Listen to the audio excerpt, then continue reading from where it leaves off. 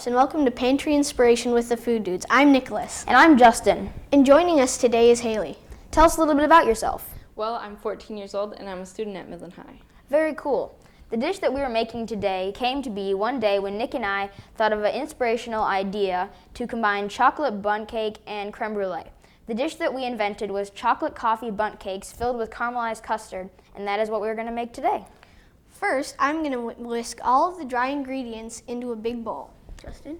Okay, so I'm just going to add this flour, first ingredient, and then Haley, do you want to add the sugar? Sure.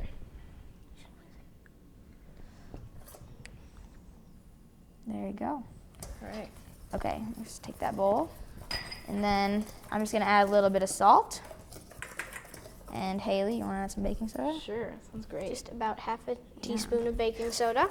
This is a really simple recipe that is really flavorful but very simple, and it's great for any occasion. So, okay. Now I'm going to add the cocoa powder. Yep. Mix that in until it... Now, do you have any particular brand of cocoa powder that you like for this? Probably the more natural brand, so not like Dutch processed, but just natural cocoa powder. That seems to have a little bit of a stronger flavor. And yes, we also like to add a little bit more cocoa powder than most recipes would recommend. So, yes. Okay, so now I'm going to add these 2 eggs. Thank you. And Haley, do you want to add the melted butter? Sure. There is 1 stick of unsalted butter. Unsalted for sure, because with that salt already in the recipe, you want to make sure that it's unsalted, or else it would be, you would almost taste the salt and it wouldn't be so appetizing. Okay. So Nick I am going to mix this until it becomes a really thick paste. And it won't look exactly like cake mix, but we're going to add a few more ingredients that will make it look fantastic. Okay. And what we have here is just some medium house blend coffee, and that will really help enhance the chocolate flavor and almost make it taste like really dark chocolate. So it's a really good attribute of our chocolate cake. Okay, and it's a really thick paste now. It doesn't look anything like a cake mix, but we're going to add that coffee now, and it'll... So now, Nick, I can take over the mixing. Yeah. And actually, once it's a thick paste, like Nick just said, you want to make sure to whisk it just a little bit more to make sure it's really smooth. And as you're going to be mixing this, it just kind of looks like cake mix and water. It's not really blending very well, but if you just keep mixing it, yeah, keep at it. It'll Haley, turn out. Do you want to come do a little bit of mixing? Okay. Yeah. There you go. It takes a little while, so you just have to be patient, because some people would just give up right when they saw the cake go all watery, but you really have to just keep going, and then it'll become a nice, smooth, and decadent cake mix. How's this look? That looks perfect. Great. So this is kind of the consistency that it should be. It should be kind of runny, so don't expect it to be like really thick or anything, but yeah. Yeah, so... Okay, so we're going to set that aside. That they're going to do for now. And earlier we just filled up our bundt cake pan. We have a mini bundt cake pan here, and you can either use one with the pipe in the middle to hollow it out, or you can just hollow it out yourselves with a pan more like this. Which is what we are going to do. So we are going to stick that these in the oven for 10 minutes at 350.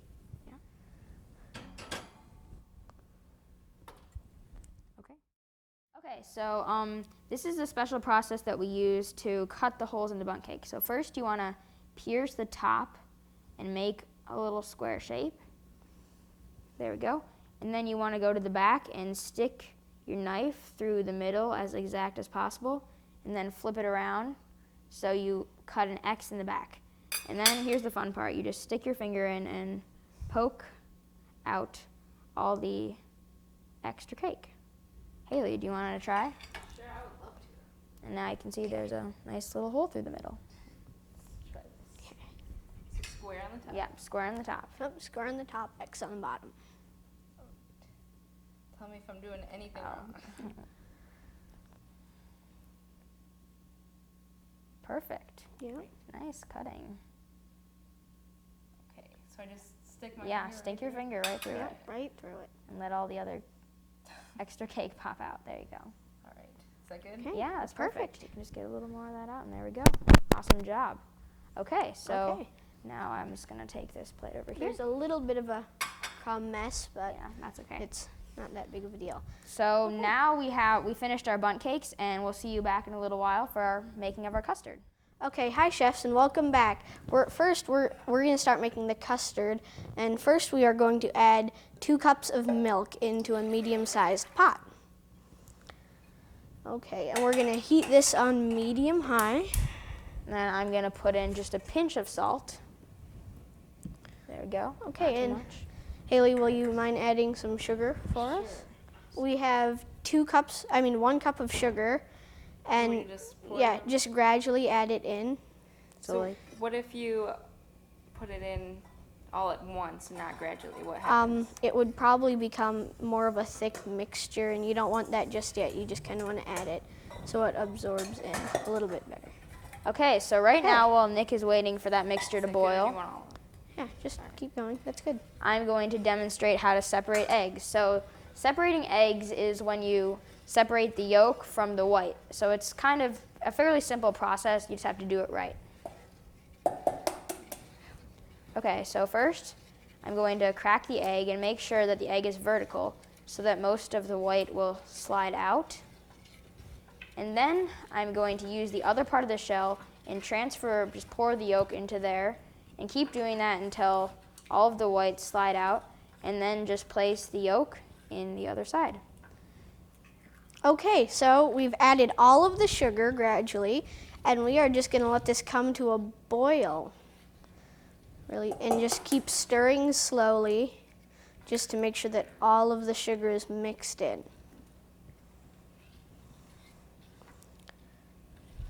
And when you're separating eggs, if it is a dish that uses the egg yolks, which in this case it does, then don't worry about having a little bit of white. The only time you have to worry about having the other part of the egg is when you are using the egg whites and you're making like a meringue or something, because then it would not set up quite so nice. Yep. Okay, so I'm going to take. Okay. And it does take a little while for it to come to a boil, so just be patient and keep stirring. You can let it sit for a minute without stirring, just you don't want it to start burning. So.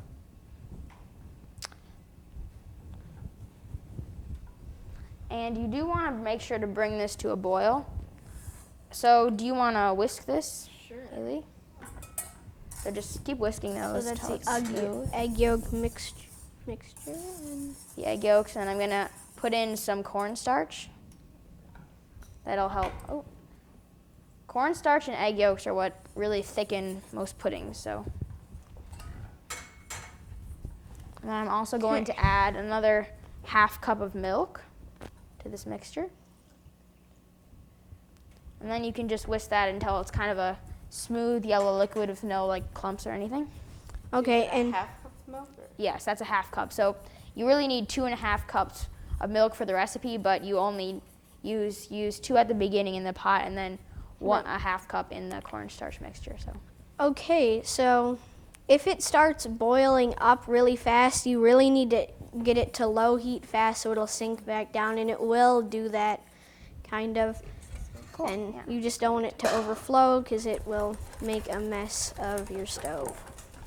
Okay, so now what we're going to do is pour this cornstarch mixture into a bigger bowl, because actually how the pudding thickening process works is when when the milk comes to a boil, when he adds it into the liquid, it will cook the egg, therefore thickening it. So that's why you kind of want to make sure there's no chunks, because it will then like have chunks of egg in it, and that's not very. Right, and it's starting to froth a little bit. I'm just gonna let this sit.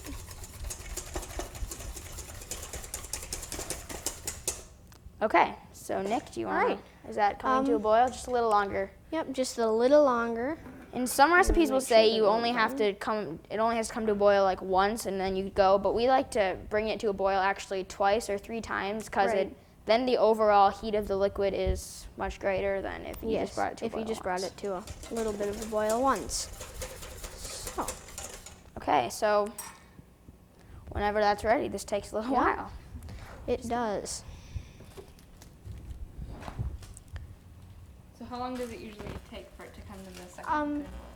Probably 5 like minutes. 5 to 8 minutes, I would Yeah. say.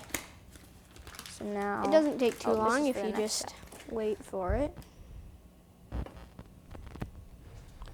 It is starting to boil a little bit now. Just really slowly rising.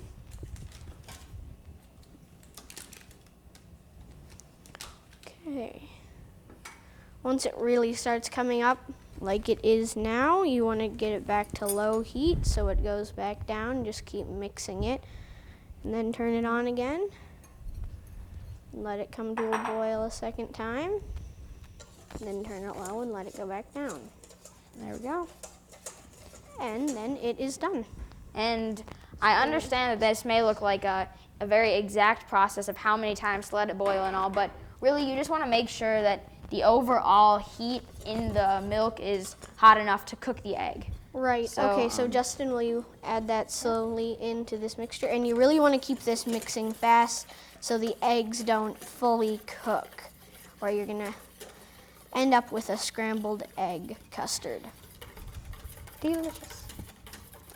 And then actually you want to keep that heat on because right now you're going to add the butter to the pan because in a second he'll have to add the mixture back in. Cook for about a minute. And switch directions while you're whisking every once in a while just to keep them moving in different directions. So Haley, do you want to do some whisking? Just a little bit? Right. And when you add it back into the pan, really don't expect it to cook right when you're mixing it because there's not quite enough heat. So that's just kind of start off the cooking process, but it really starts cooking once you add it to the pan. Right, yep. And it will start to thicken once we put it into the pan. We're going to add vanilla. Okay. So we can go ahead and add that right back in. And I just need a spatula. And you've got the butter in here and the custard mixture. And we're going to Haley, do you want to add some vanilla? turn that heat back A up. little bit of vanilla. Add just a a kind of teaspoon. in the end it actually complements the coffee flavor, so that's really nice. Yeah, it does. And while there might be a little chunk of butter in there, so you can just let that kind of melt with the rest of it, and it'll be okay.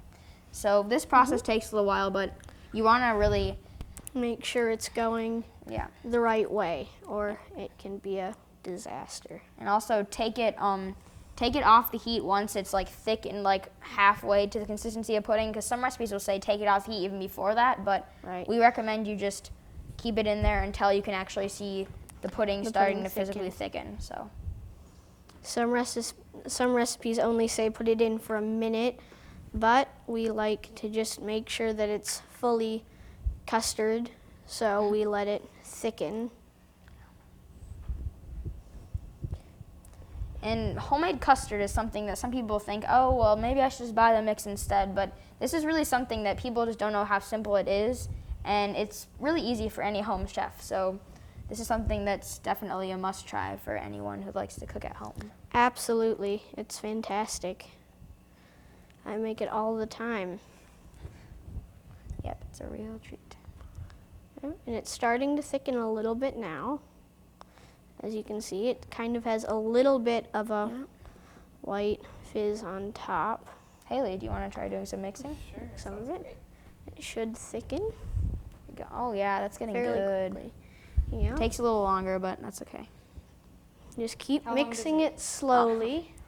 How long does it usually take for it to? Probably usually about maybe 4 to 6 minutes, I would say. So a little 4 to while, 6? but It takes a little while, but it's worth it for that extra few minutes.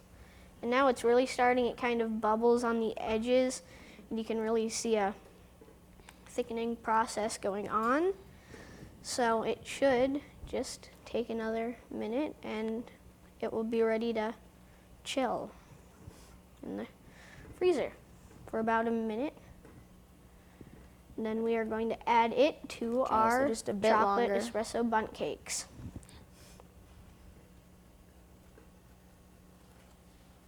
In this process, let me just take this for a second.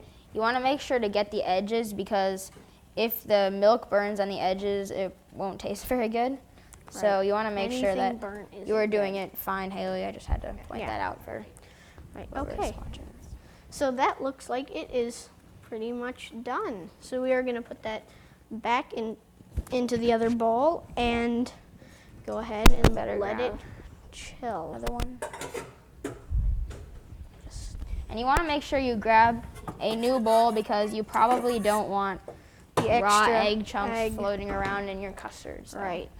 You do not want that. Okay, so just turn off that heat like that. There you go. You And And if depending on what kind of pan you have, the handle could get a little hot, so you always want to be careful. of that.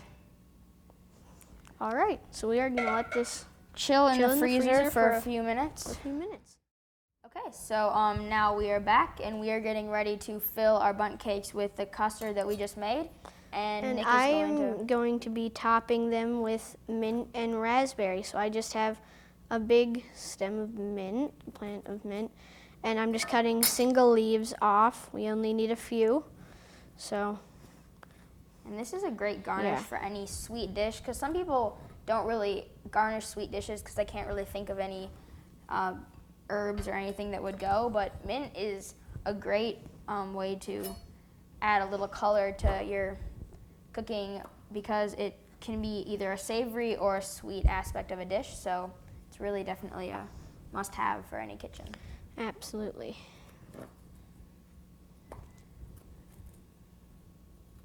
Okay, wanna that try to- should be enough. Do you want to cut some? Sure. You can just grab the mint sprig and just cut off all the leaves. And Yeah. So could you do this with any kind of fruit or anything? Yeah. At home? Yeah. Like blueberries or strawberries. Would that Yeah. be good? Mm-hmm. Yeah, it would. Mint Mint really works well with As I almost said any earlier, fruit. it complements.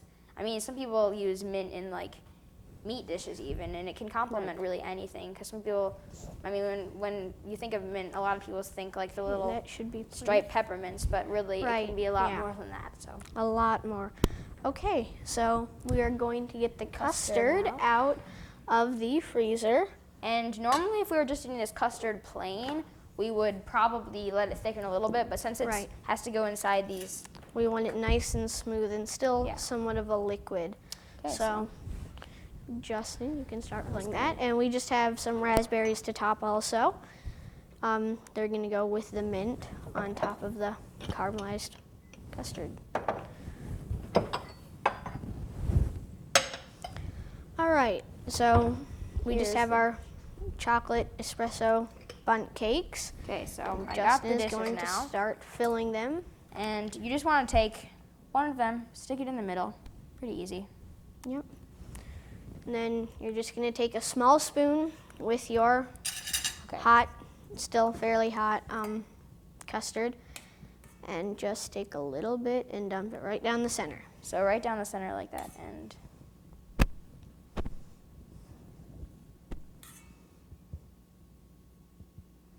Okay, that should be good. Yep, Just now have you it a wanna try little one, bit Haley? overflowing on the top. and if you actually, no worries. If you actually take this and afterwards put them in the freezer, then I mean not obviously before they freeze, but just wait for them to chill a little bit. Then the custard will thicken inside them, and you can even pick them up, and it won't like drip out. Right. And don't worry about dripping. I mean, it's just Yeah. all You part of can- cooking. You don't need to be perfect. It doesn't. Just clean wanna up try as one? you go. Sure, I will do one. And even these little bundt cakes plain are really good. I mean, if you want to take a little bit of whipped cream or just any kind of garnish, and they're great for, lunches or anything. Okay, so once you're pretty much done filling all of them, you're going to let them cool a little bit before you start to caramelize the custard. And then something that I kind of like to do sometimes is on some of them you can kind of just take a little bit of the custard and drizzle it down the side. That'll And if you want kind of a cool surprise dish, you can dump custard all over to make it just look like a plain bowl of custard, but as someone cuts into it, they'll notice that it has a chocolate bundt cake in it. I'm just drizzling a bit of it. Right, and while that is cooling. And this is why you really don't have to worry about the dripping, because it'll just look like a drizzle. Right, yeah, just look like the drizzle. And these are a great dish for any, this is a great dish for any occasion. It can be fancy, or it can be just a weeknight dessert. Yeah. It's not hard, and it's Okay, fairly so now quick. we're just you want to come over and do one of these, Haley? No, Stick it. we caramelize it first, Justin. Oh yeah, actually, I'm You losing might my wanna mind. cut We have to that caramelize it first. Okay, so we're sorry. gonna let that cool a little So now I'm gonna go grab some sugar. bit. And I will get the torch. Where'd you put the torch? Just. And the torch is right back there. Ran away from us. So you're just gonna sprinkle a little bit of sugar, enough that it'll be able to caramelize visibly, but not too much that it'll like burn. Right. So you wanna try one, Haley?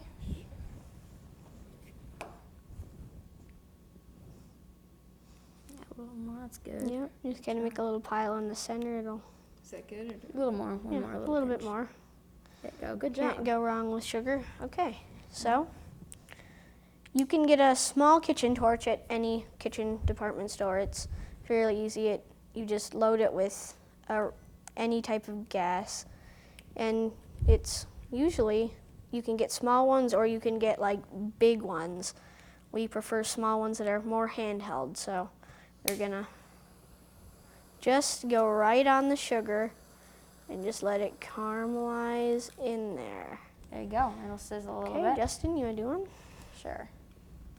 And you might put in a little more sugar just before you do it, because it the pudding will absorb it. Yeah. Justin, you have to put the safety on. And if it's on a cake, you want to try to keep it in the middle, because it could Right. burn. It Some could cakes burn the will catch on cake. fire. It will. So, Haley, you want to try one? I'd love to. Okay, so just sprinkle a little more sugar. And then you just pull this little knob down and then push it and hold it. Okay. There you go. Good job. Press it Little hard. harder. There you go. Good job.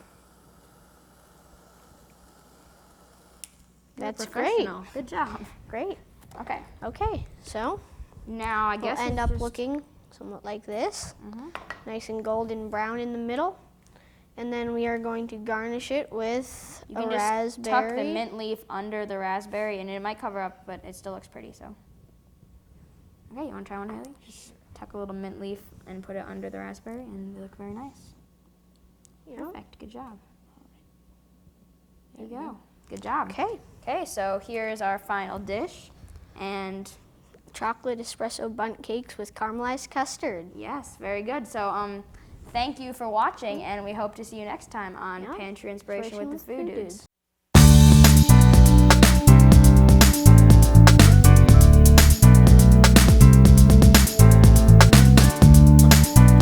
Okay, we just finished making our chocolate coffee bundt cake with caramelized custard, and now we're going to answer a few questions.